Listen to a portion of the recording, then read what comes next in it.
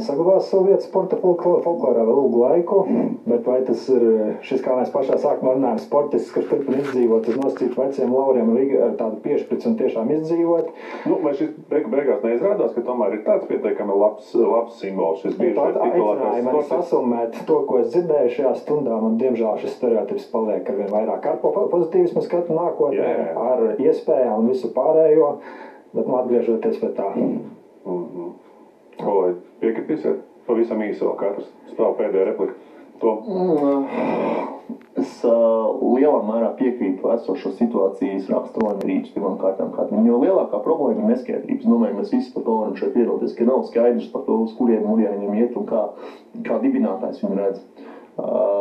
Es gribētu cerēt, ka gan manā sporta veidā, gan arī pārējos visu mūsu sporta veidos, kas ir Murjāņos pārstāvēt, ka tomēr katrs sporta veids ar savu lomu atradīs tur un viņi turpināsies, bet tā kā šobrīd tā turpināties vairs nevar.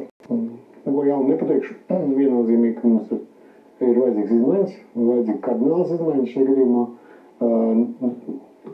sanākam kopā un tam nolemjam šajā gadījumā. Ja kādam liekas, ka aiztaisot Murjāņus, kad būs pārējai sporta sabiedrībai būs papildus nauda, es gribētu tomēr pateikt, ka nē, jo divas, teiksim, šajā gadījumā tās algu fonds, kas viņš iedot uz izglītības zinātnes ministrieši. Kolēģi, saka jums lielu paldies un pievienojot noteikti tam, ko Māris noslēguma vārdos savos teica, šis bija bezmaksas sports raidījums oktobrī. Novembrī runāsim jau par ko citu lielajās Latvijas sporta tēmās. Šai reizē saku jums.